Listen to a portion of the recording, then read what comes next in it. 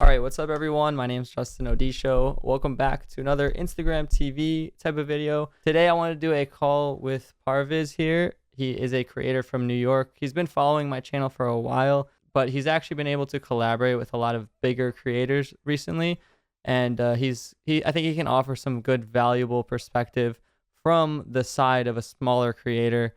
Because sometimes you guys don't want to hear it from me. You're like, yeah, but you don't know what it's like from in 2018. So I think you just crossed like 1,000 on YouTube, but you recently just collaborated with much bigger creators like Sarah Dici and Dan Mace, and even what's the piano guy's name? Piano Around the World, is it? Yeah, Doton Negra and Piano Around the World. Yeah. So I mean, those are all creators with hundreds of thousands of subscribers themselves. So you've been able to work with people many times bigger than your size, and I wanted to kind of hear some of your story and advice that you can offer because you've done it on what value you can bring as a smaller creator to be able to collaborate with anyone really, but or even a bigger creator. And hey, we're collaborating right now too, so All right. that's Well, another first of all, one. I want to thank you, Justin. YouTubers are like you enable the future generation of YouTubers to learn all the skills that we need. You know what I mean?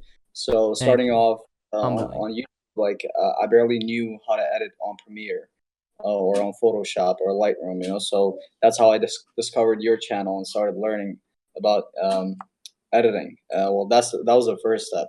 But all the struggles come along the way when you're learning. You already know how to edit. You already know how to shoot music videos or like do vlogs, cinematic shots like Sam Calder or like any other big YouTuber, right? Or and now you just need to like promote yourself. You need to put your work out there. You need to show up to places and to people. So I was really struggling at that point in my life where I didn't know how to offer my work for bigger creators, right? So I started listening to Gary Vee, his podcast. I started reading his books, and I started applying his, you could say, agenda into my social media or um, my work. I approached one of the not YouTubers. He's on Facebook, so he's really big. His name is Nas Daily. What is Um, it? And yeah, I followed him on Instagram. how do you I spell it? followed him uh, Nas Daily. Oh, Nas, like So the rapper. Nas Daily, yeah. Okay. So I started following him on Facebook. He does 1 minute videos, and that's his niche. 1 minute videos every single day. And he blew up, right? So at that time, I think he used to have like um, I don't know 1 million followers on Facebook. I approached him, and then the thing is, when he was in New York, he made this post story on Instagram saying that, "Hey, I'll be in New York. I need help with a video. I want to do a video of how cheap New York is." I'm like, okay.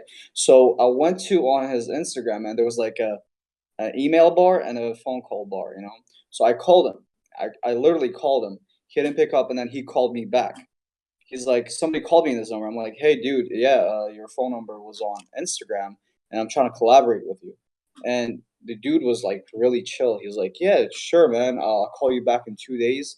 Um, we will shoot about the topic, as he said, how cheap is New York and how we could live in New York for cheap. Yeah. So we did that video, and then that blew up. It got like 180,000 views in a day. I was like, I was one of he was making a video about me. Oh, like you were the person that lived in New York, so you're kind of like the guinea I pig. was lived in New York City, and he made a video about me, and then he was the one who shot and edited the whole thing. Oh, okay, I So, see. So, so but what did you reach? Like, you just I was, called him? I was a person of topic. Okay, okay, cool. So, but you took that leap and you gave him a call and it worked. So then, what's Exactly. next? Yeah. Day off from work. You lose like 200-300 bucks on that day, but it's like the experiences you have during that day is just like worth more than that. You know what I mean? Hmm. So then he called me to his 33% birthday because he counts his life by percentage, not like age, years. So he called me to his 33% birthday. And then there, I met like a bunch of creators. and one of the most important creators was Piano Around the World. So Dotan Negrin. Uh, I got in touch with him. I showed him my hyperlapse work because at that time I was really getting into time lapse and hyperlapse videos, and that was like that was like my strengths, you could say, and videos. And then he saw it and he's like, "Dude, I love it. Like let's link up." He took my number down, and then I started working with the piano guy for good 6 7 months. I was with him, and I learned a lot. Especially like how to edit audio. Audio is something like really hard to learn to edit on Premiere. So I learned how to edit audio, and then I got in reach with more people through Piano Guy. So at that time he was working with Casey Neistat. He was on a bunch of Casey Neistat videos. He was collaborating with Casey, but I didn't get to reach Casey at that time. I was just an employee under Piano Around the World. What were you So doing for him? I was shooting and editing his videos. So we Okay. used to like go out on the weekends on the streets to shoot videos. Was it like an agreement where like you were getting paid a salary or per video or opportunity? Yeah, it's first it was opportunity, then it got into a salary, right? Okay. So I was just doing it for the pure opportunity every single week, just like on the weekends. I was doing it for free for opportunity's sake. And then he took me to a VidCon. That's where I met like all these crazy YouTubers, Logan Paul, like Eliza Koshy. I had fun in VidCon. He took me to VidCon. And we came back, and then I started working again. And then he started to hire me. That became a paid gig um, with Dotan. But the past year, I was just doing my own thing. I was vlogging. I was traveling a little bit more.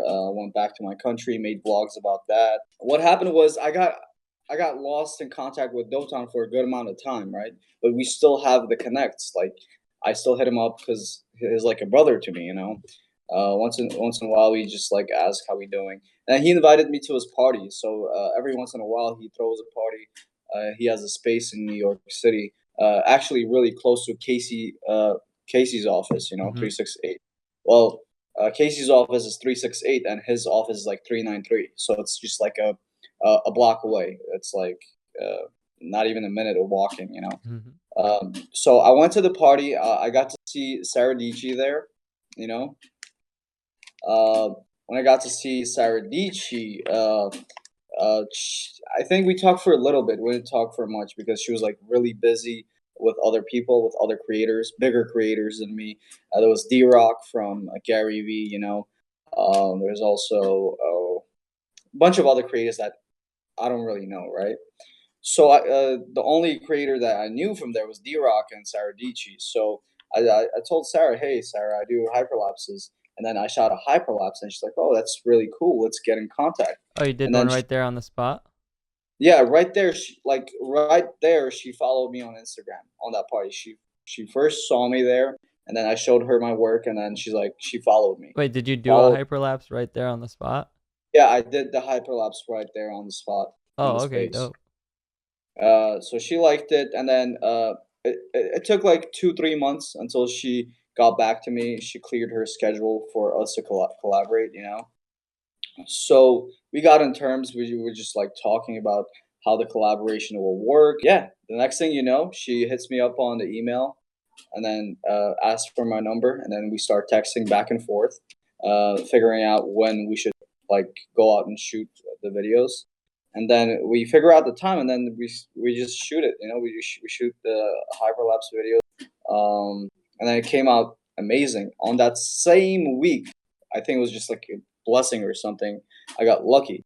So on the same week, Casey was doing a meet and greet by Prince Street in the city. So Candace was opening this kind of thing, a pop up shop, and I just went there by accident. Like I was in the city, I was driving, and I just like I happened to be there, so I pulled over. I parked my car, and I see Dotan there too. So what a Yeah. coincidence! The piano. So I'm like, dude, I'm just here to see Casey and stuff. His pop up shop. And then Doton, he took me inside the pop-up shop. It's like a VIP entrance, because like you already know the person who knows Casey. You know what I Mm-hmm. mean? And then right there and there, like I meet Dan Mace, right? And then we start talking to Dan Mace, and then um, like how things worked out with him, with Casey, and then he showed me a hyperlapse that was like crazy animation kind of hyperlapse, and he's like, "Dude, can you do this for me?" And I'm like, "Hell yeah! Like this is easy. You just like play with scales, do the hyperlapse." And then he's like, "Cool, let me get your number." So that's what Dan said, Dan Mace. And then he got my number. After that, it's just like bizarre. And then he introduced me to Casey. I started to talking to Casey, and he's like, Casey was literally like, "Dude, we need people like you on 368. Let's just collaborate." That's what Casey said. But all meanwhile, like up in this time, like I've been collaborating with Dan Mace. So Casey just dropped a new video, which is like shocking, and I made a hyperlapse. I hope to see that in Casey's new vlogs. So yeah, that's how I've got from bottom to like going up a little. Yeah. I was like counting on my fingers a little, like some points that I think Yeah, I can take away from that. So like one, it seems like you're following along with like the community. You are following people who like, and you're following stories too. So you're a part of the community. So when people post things on their story, like I'm looking for this or that, you're on it. You're on top of it. So you have your eyes open. Two, exactly. um, you you're not like, so when you don't have an audience or a following to offer somebody, you can always offer them like a You're, hard service or skill. So yeah, like it's not like you're going up to Sarah or Dan and being like, if you make a video with me, my million people will watch it and your people will watch it. But you're saying I can do this actual cool video service for you that you can use in your video. And I think that video ended up doing like really well on her channel too. So like it's yeah. and I then there think it was was a like third thing, but now I forgot. You add the third thing. What do you think is the third thing? you have to be like you have to strategize all this stuff. Like it doesn't just happen from blue moon. You have to be at a right time at a right place. You know what I mean? So I've never really told this story, right? So I think Casey, like back in 2015 or 16, the days he used to vlog, right? I've never told this story to anyone. Like I Exclusive. guess be like the first people to hear this. And I think he announced in 2016 or 15, I don't remember. I used to drive Uber back then. He announced that he needs an employee, right? He's hiring people. And shit, like I spray painted my freaking car saying, "Yo, Casey, hire me," right? And then I pulled up by 368 and like try to apply the job like that, to get his attention. And he saw the car and then he just left. You know what I mean? So it should be like a right timing. Like there's always right time for you. The thing is, I wasn't ready back then in 2016, so I guess it's like um, opportunity meets preparation. Yeah. So if you're prepared, there's opportunity, and that equals luck. That's what I think it Yeah. is. You have to be ready for any kind of opportunity. If you're not prepared, then you can't contribute or you can't do anything with those bigger creators. Yeah. So I guess people who are just starting off, just think about your skills and then work on your skills, improve your skills, and then when you can contribute on someone's video, then you can offer your services, and that's how it Yeah. works. Yeah. I think I have a third thing then, that Okay. you've always been like willing to be super flexible. Like normally it's like Yeah. you both meet halfway, but you've Yeah. always been willing to like, take a day off of work or do it just for the opportunity or go out of your way to do it even when it's not guaranteed that it'll work and it hasn't worked, like the Casey thing. So like Yeah. you've always been willing to like go to the opportunity rather than just wait for it to come to you, it seems like. But no, yeah, I agree with everything you just said. I think that's really valuable. And I think Exactly. anyone who is I think Yeah, I mean, anyone, not even just smaller or bigger creator, I think anyone can try to approach a collaboration from that aspect. Like, what can we yeah, make together? What can I offer you, and what can you offer me? But I think especially when you're trying to work with bigger creators, then it helps to really be flexible because you don't have as much leverage as you'd like in that situation. And then look at then that now that you did all that stuff, then you have people like me who I've also known you for like a year or two, and yeah, I mean we've talked back and forth all the time on DMs. But now my brain's also working. I'm like, oh, that's cool. I can make something out of that too. I can make a yeah, little piece of video out of that too. So there's another thing. So it just kind of like it snowballs and it keeps going one, like and you never know where it'll keep going, and you don't know who's watching this right now. Who knows? I don't know. yeah, Actually, definitely. I some mean, people that follow me, like after they seen sometimes you pop on the live. I yeah, know like this one guy Lee. He's like, oh, I saw him. I liked his story. I messaged him. Maybe we might do something. So like it's cool how it all like comes together when you yeah. put yourself out there. DMs about like collaborating with different people. Of course, I really love that, and I really love the idea of like working with different creators. But it's been like it takes time. At the end of the day, everything takes time. You know, nothing happens like overnight. Cause like I remember when I was like in your live streams, Justin, I was always anxious. I'm like, shit. Like, am I ever gonna collaborate with these people? Am I ever gonna like do this kind of stuff? You know, or am I just gonna like just try and die trying? You know, um, working with these creative people in the industry. But once you're prepared, yeah, luck will come. You know, so there's always the right time for anybody. Yeah, I think. Yeah. I think But that's a good place to like wrap it up. But I mean, your Instagram is going to be linked here. So if you guys want to check out some of those hyperlapse type of videos that he's talking about and more stuff, go follow Parvis. I'll leave his links and my links everywhere. Appreciate you guys. Stay tuned for more. Thank you so much for watching. Thank you, Parvis, for sharing your story and coming on. Any no last words? problem. Thanks for having me, bro.